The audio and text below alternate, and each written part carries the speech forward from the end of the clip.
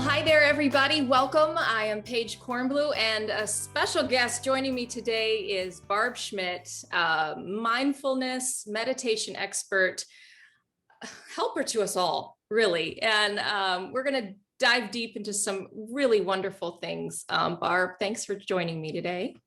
I'm so excited to be with you, Paige. Thank you. Well, Barb is the author of the internationally best-selling book, The Practice: Simple Tools for Managing Stress, Finding Inner Peace, and Uncovering Happiness. She founded the nonprofit organization Peaceful Mind, Peaceful Life. That was in 2011, teaming up with her daughter, Michelle Marrows, and bringing in amazing guest after amazing guest to so many of your events I've attended.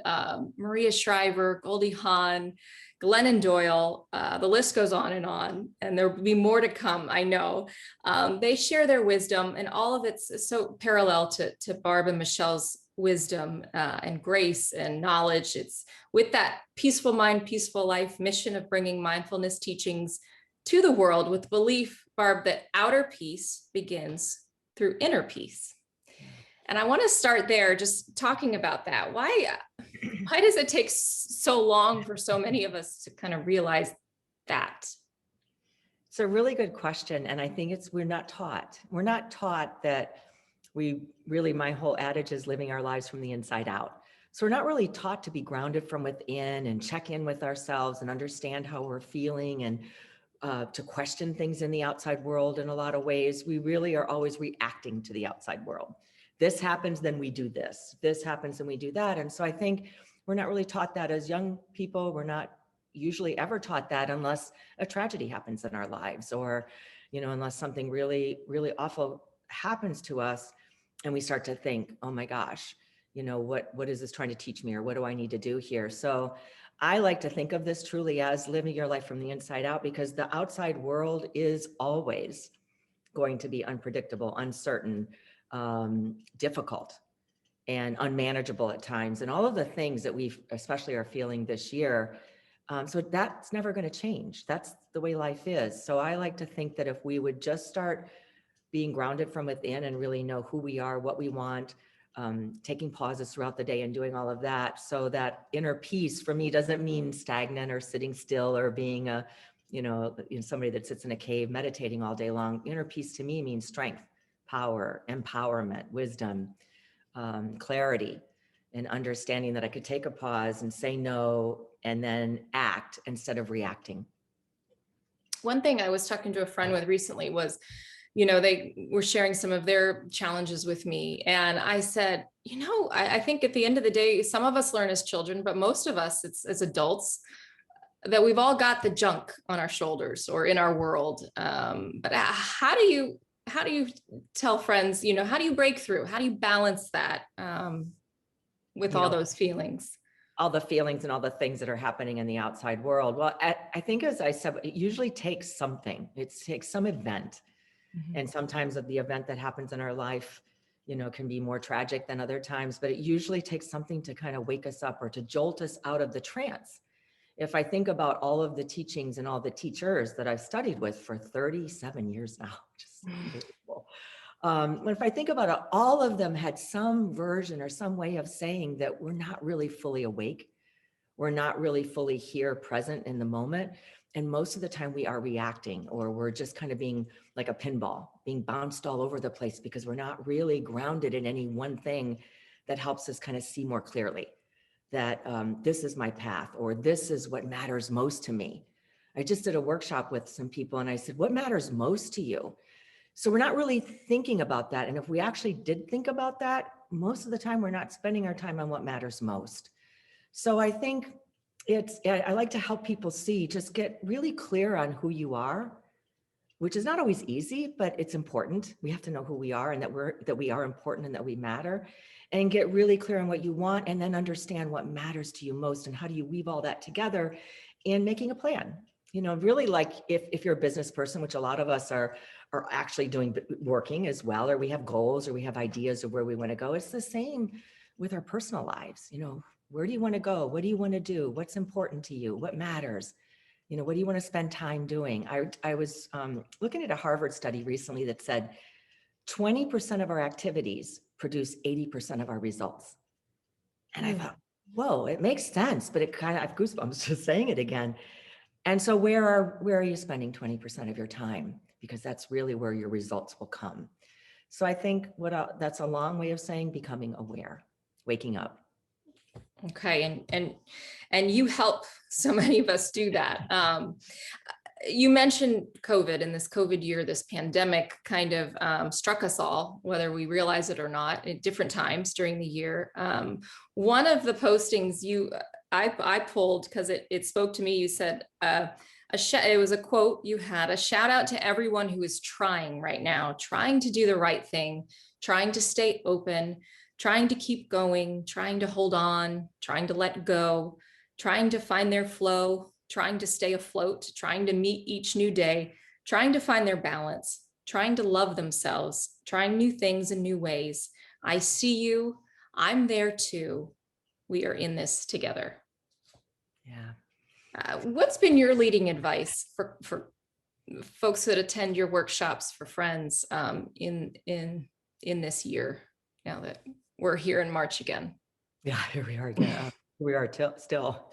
I've taken a deep breath from you reading that. It really brought tears to my eyes, because everything we post is something that Michelle or I have gone through, or that we're thinking about, or that we're trying to help share. And I remember thinking that Michelle and I were talking, I remember thinking, we're trying, we're all just trying. That's how I feel. And I have a 37-year-old practice. And every morning when I would wake up, especially, and I put COVID into two not categories, but like COVID section 1, COVID section 2, because it feels like it's been different. Because that first part of COVID, those first 3, 4, 5 months, I woke up every morning crying.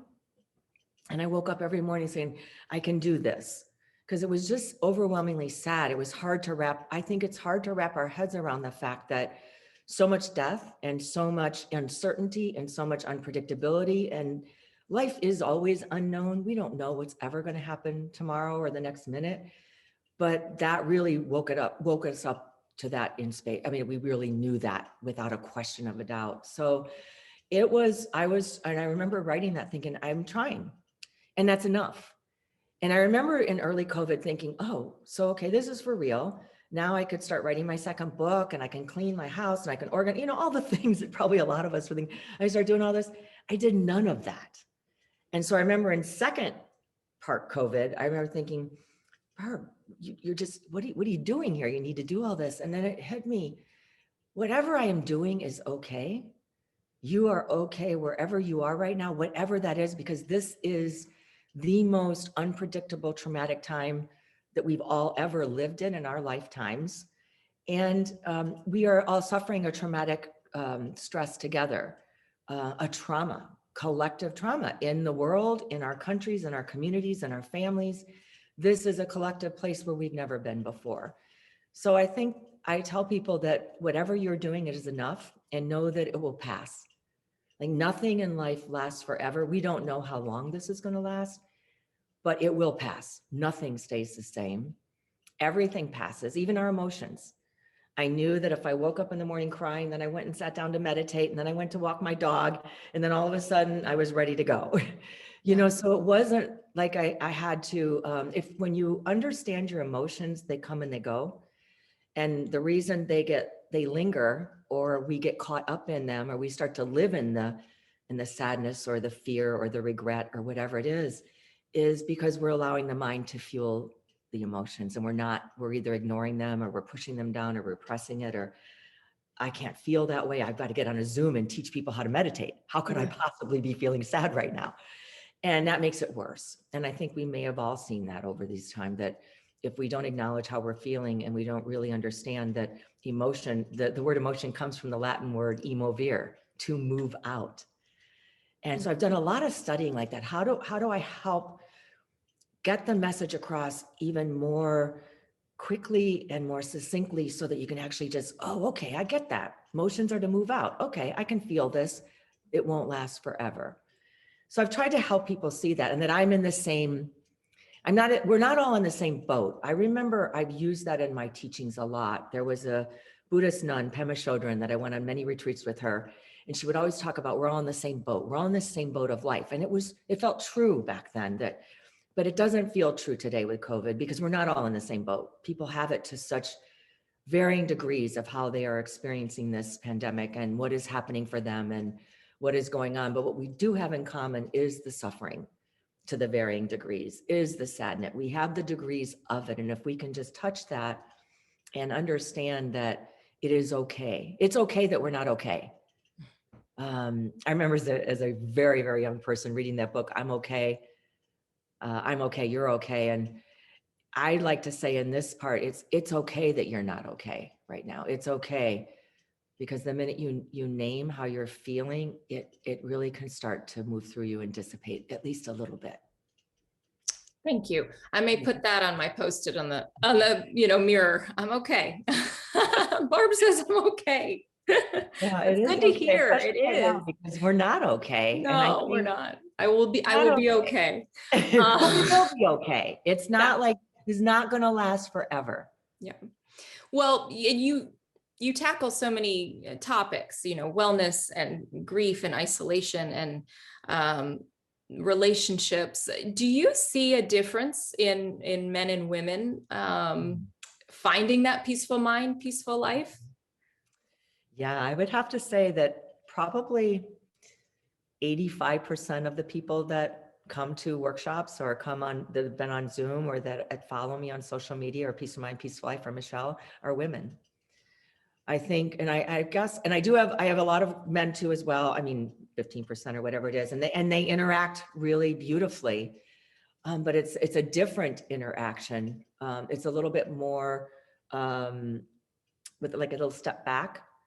Women go all in. They go all in with their emotions, and they go all in with their questions, and they go all in. There are some men that do that, but I feel like mostly the women that are coming, because we are always caretakers as women, because we are always giving, because we are always trying to figure it out and always trying to fit.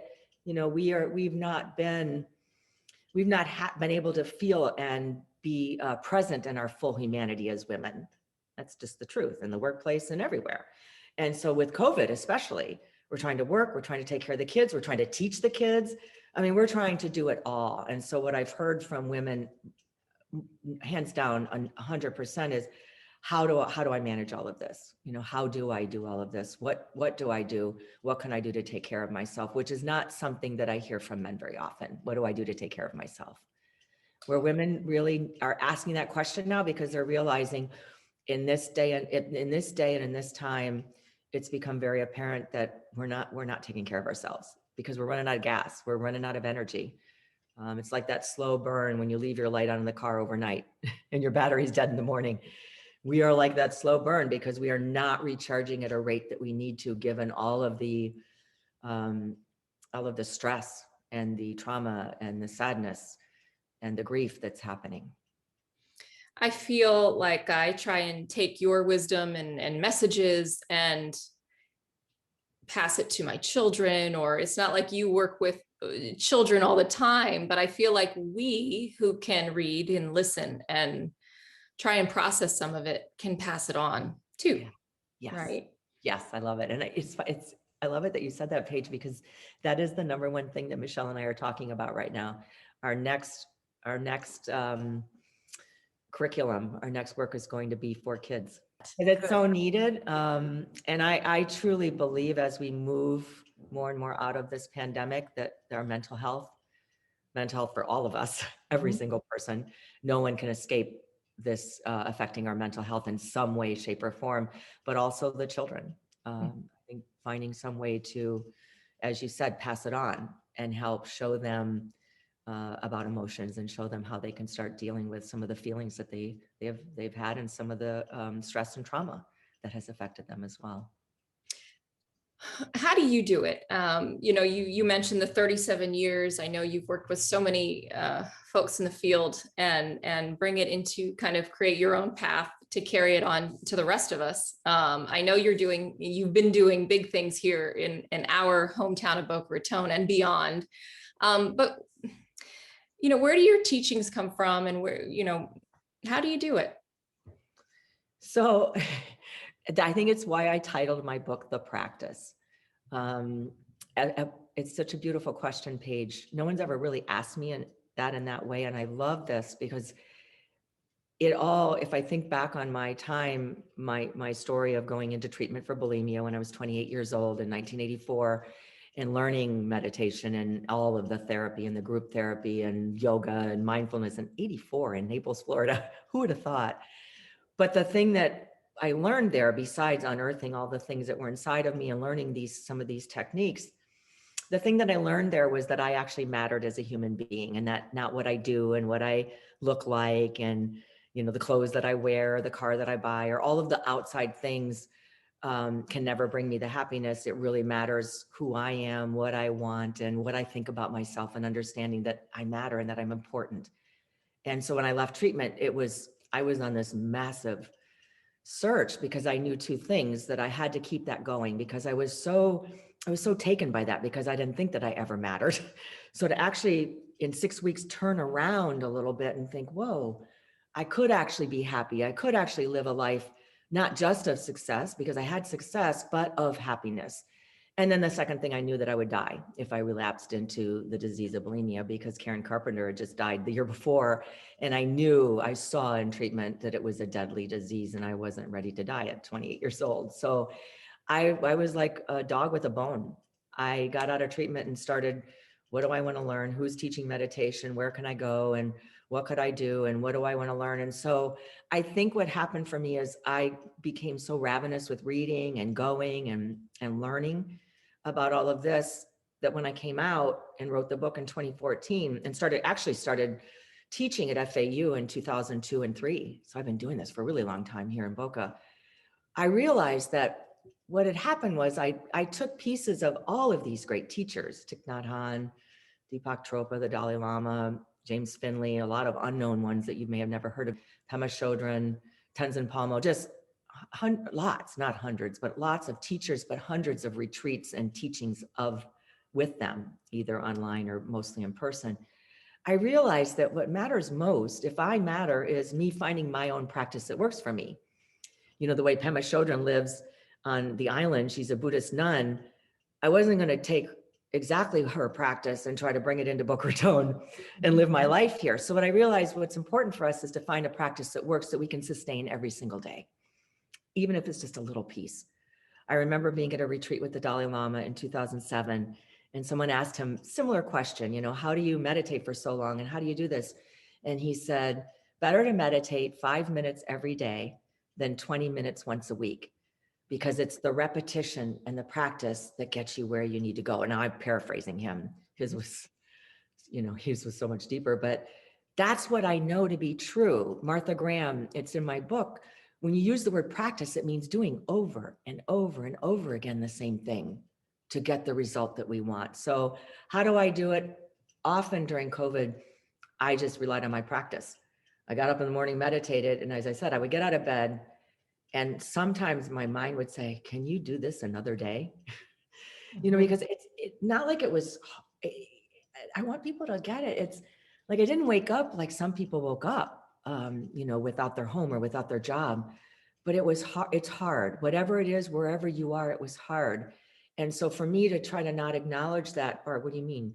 You should be fine. You should be fine. What's the matter with you? No, I said, this is hard. Let me go do what I know that I need to do that will help me move through, the feelings of this feeling hard or sad. It was mostly just sadness. I was really affected by, I would watch the news and I'd hear them say, we're going to have so many deaths by whatever time. And literally I was like, that can't happen. I was like, I got to stop this. So I think you have to have a practice. I would say find your practice and practice it, and find your community, which is what we are here, which is the things we do here, which is what I have on social media of 9 million people. Find your community and enter it. Like, be with those people, be honest, be real, be raw. Don't be ashamed or afraid to be exactly who you are. And then find your teacher, start reading books and things, and find those 3 things that will sustain you every day.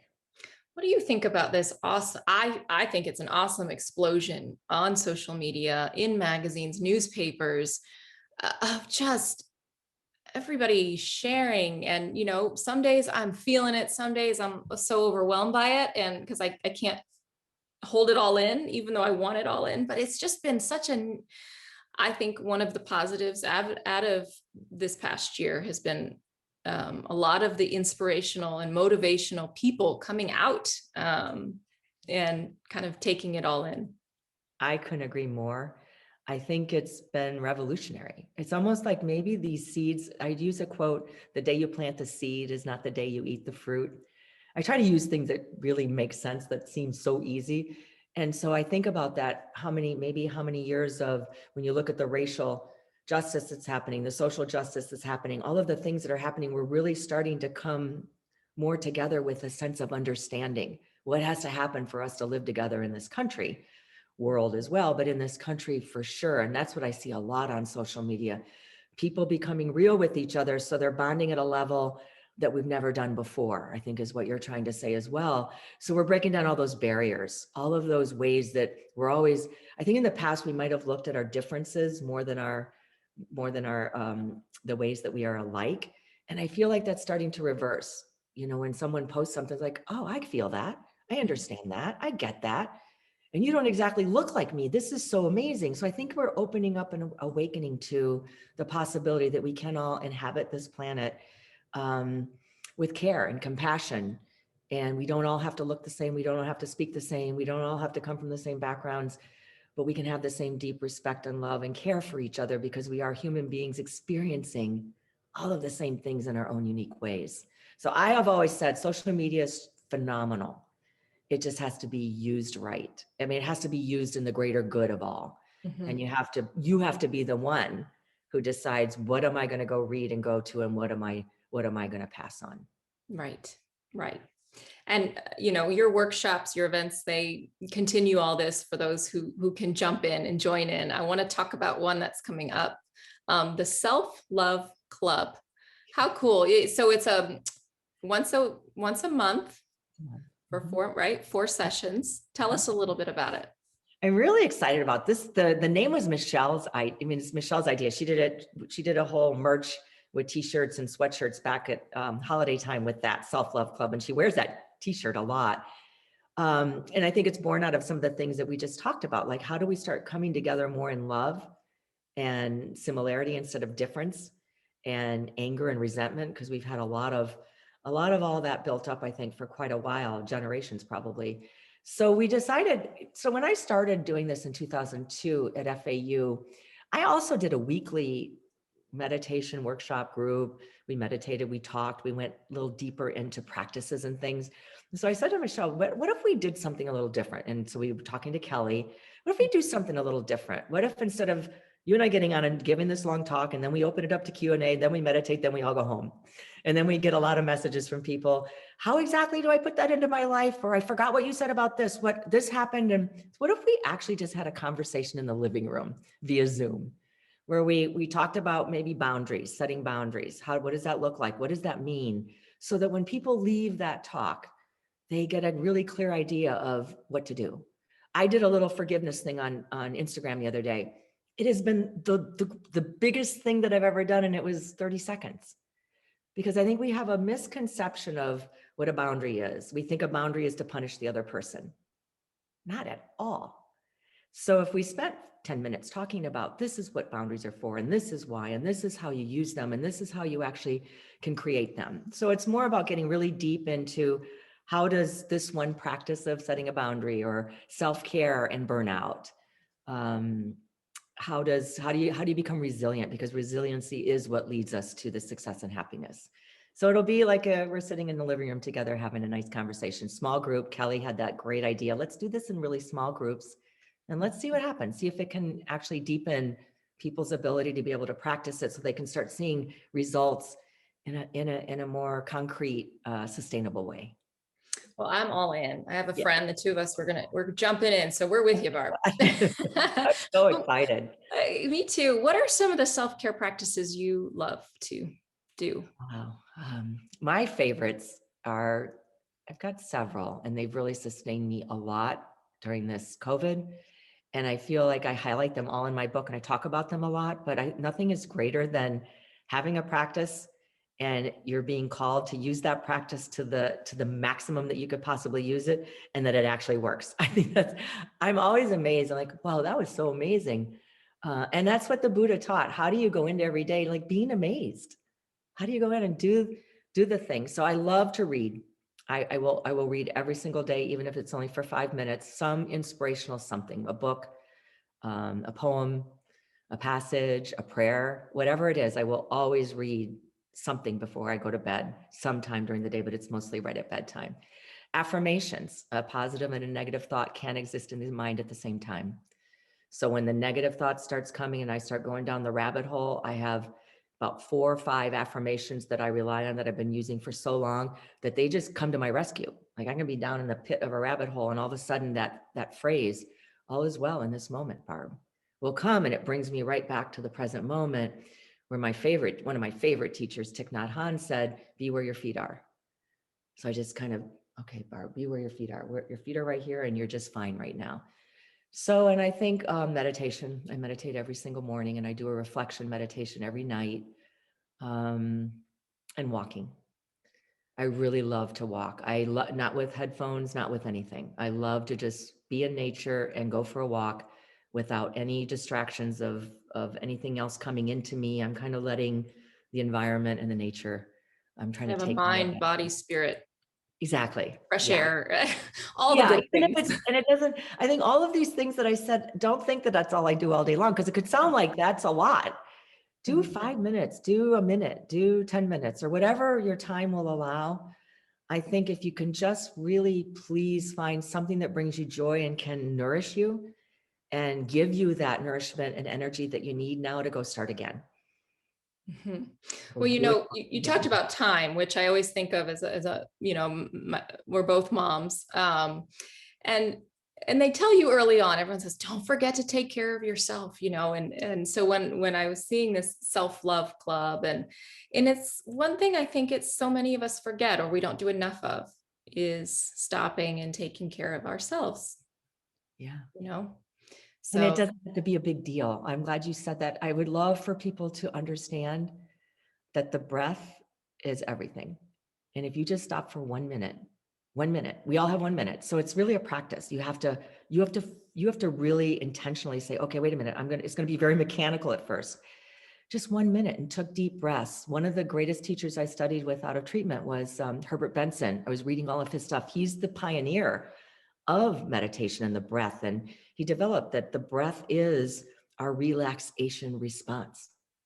And so if you take a breath, you are actually aligning your nervous system. You're bringing your nervous system back into balance. You're taking care of your nervous system. You're like bringing yourself back to a state of homeostasis. Like, okay, now I can start again. But we just don't do that enough. We're just trying to go, go, go, go. So even if you just get nothing out of anything that I say, just start learning how to stop and breathe for a minute here 14 times a day. There's well, and research that I says, like that, because I'm not one that I don't know if it's just, I'm like, meditation, I don't know if you feel like you're not comfortable with it, or you don't know how to do it, or for those, how do you kind of walk the beginners through if you have this block I to it, do. or scare, fear, not Yeah. insecurity about it? Yeah. And I'm so I'm really glad you asked that question too, because I've actually grown in my ability to be able to teach and meet people where they are. I always want to meet you where you are. Like, how can I serve you with what I've experienced and learned that will help you in a sustainable way? If you can't sustain it, it's not going to help you. So here's my teaching now, especially since I teach so many athletes and high school kids and all of that age group, who the fellowship at FAU, they're not going to sit for 10, 15, 20 minutes to meditate. I always say, when you wake up in the morning, before you get out of bed, close your eyes again and just take several deep breaths and offer a prayer of gratitude. Every morning I wake up, I close my eyes, I take several deep breaths, and I say, thank you for the gift of this new day. And we never know. And so then I'll keep my eyes closed. I just take another couple deep breaths, and then I'll take my feet out of bed, be where your feet are. It really grounds you in the present moment. It like grounds you in the fact that I actually have a new day here. So that's what, a minute, 2 minutes. I do the same thing at night. I get into bed after everything else is done. I kind of reflect a little bit to see, what went well, what didn't go as I'd hoped, where could I do something different or make a different choice the next time.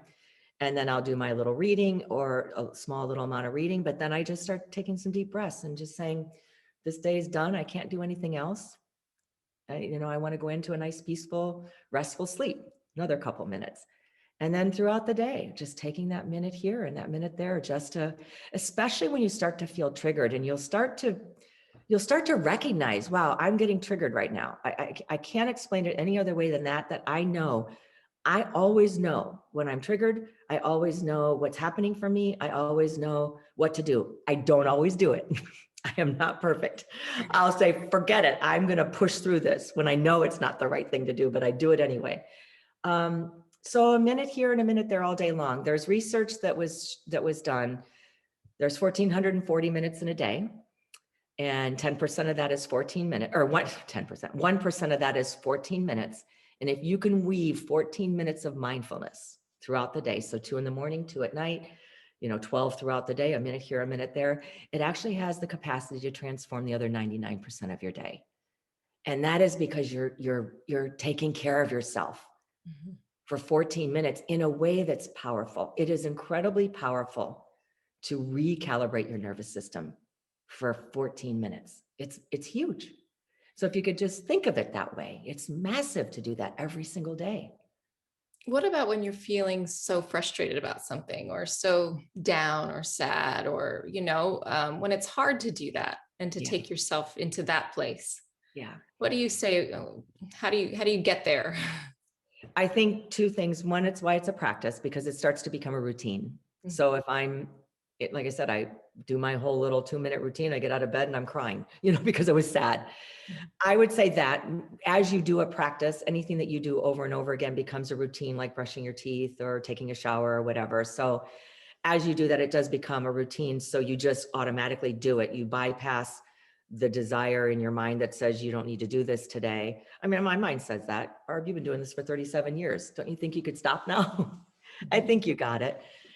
But the other thing I would say, we have to acknowledge our emotions. You have to, there's an amazing woman, Jill Bolte Taylor, who had a massive stroke at the age of 37. She's a neuroanatomist and neuroscientist.